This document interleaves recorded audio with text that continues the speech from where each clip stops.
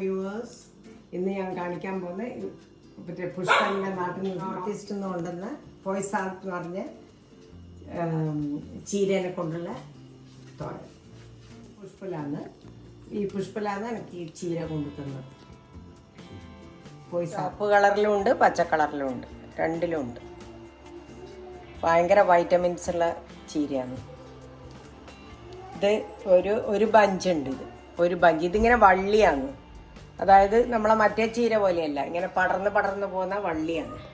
അപ്പം നമുക്ക് ഏകദേശം കണക്കാക്കാനേ പറ്റുള്ളൂ. ഒരു വലിയ വള്ളിയാവും കൊണ്ടു തന്നെ, വലിയ ഇലയായിട്ട്. അതുകൊണ്ട് അളവ് ശരിക്കും പറയാൻ പറ്റില്ല. ചീരയാകുമ്പോൾ ഒരു കെട്ട് എന്ന് പറയും, ഇത് കെട്ടല്ല, പടർന്നു പോകുന്ന സാധനമായതുകൊണ്ട് അത്രയേ ഉള്ളൂ. അതിന് വേണ്ടി ഉള്ളി എടുത്തിട്ടുണ്ട്. ഒരു വലിയ സവാള പൊടിയായിട്ട് അരിഞ്ഞത്, 4 പച്ചമുളക്, കുറച്ച് വെളുത്തുള്ളി മുഴുവനോടെ, പിന്നെ കരിവേപ്പില, വറവിടാൻ കടു, ജീരകം, ഉണക്കമുളക്, മഞ്ഞൾപ്പൊടി, ഉപ്പ് നോക്കി ചേർത്താൽ മതി. ഉപ്പ് ആവശ്യത്തിന് എടുത്തോളൂ നമ്മൾ. മഞ്ഞൾപ്പൊടി 1/4 ടീസ്പൂൺ എടുത്തിട്ടുണ്ട്. വെളിച്ചെണ്ണ ആവശ്യത്തിന്. ചട്ടി അടുപ്പത്ത് വെച്ചിട്ടുണ്ട്.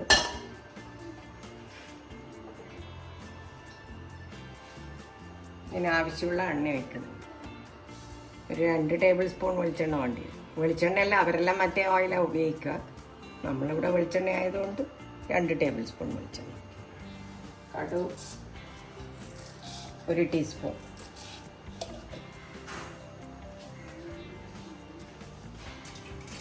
രണ്ട് ഉണക്കമുളക്, 1 ടീസ്പൂൺ ജീരകം,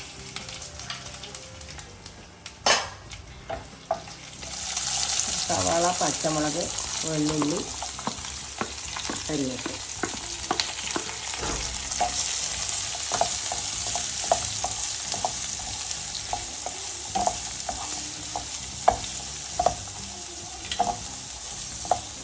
ഈ മഞ്ഞൾ, ഉപ്പ് ഇടുന്നുണ്ട്. മുളക് പൊടിൻ്റെ ആവശ്യമില്ല. ഞാൻ ചെറിയ തീയിലാണ് ചെയ്യുന്നത്. ഇതിൻ്റെ പച്ചമണന്ന് പോകുമ്പോൾ നമുക്ക് ചീര വാരിയിട്ട് കൊടുക്കാം. കുറച്ചായിട്ട് ഇങ്ങനെ ഇട്ടാൽ തണ്ടും ചീരയും കൂടിയിട്ടാണ് അരിഞ്ഞത്.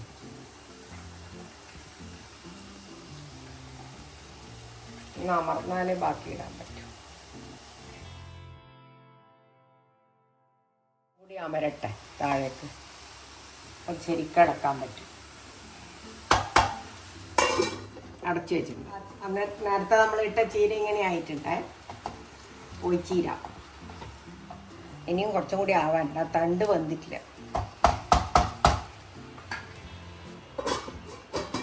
നമ്മൾ ഒരു തുള്ളി വെള്ളം ഒഴിച്ചിട്ടില്ല. ഇതിൽ നിന്ന് വന്ന വെള്ളം കണ്ട,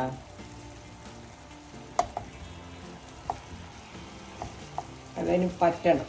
വെള്ളം പറ്റി സബ്ജി പോലെ കഴിക്കാനാണ്. ചപ്പാത്തിക്ക്, ചോറിന്, എല്ലാത്തിനും പറ്റും. ആ തണ്ടൊന്ന് വേവാനുണ്ട്.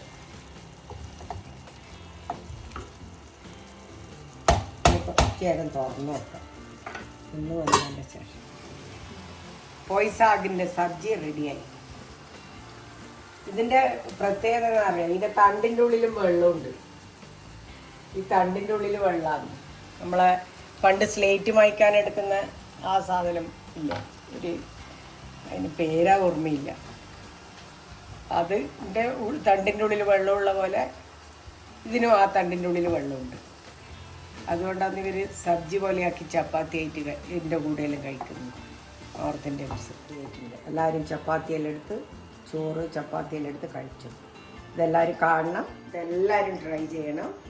വളരെ വിശേഷപ്പെട്ട ചീരയാണ്. ഒരുപാട് വൈറ്റമിൻസ് ഉള്ള ചീരയാണ്. നോർത്ത് ഈസ്റ്റിലെല്ലാം അവർ ഇതേ കഴിക്കുള്ളൂ.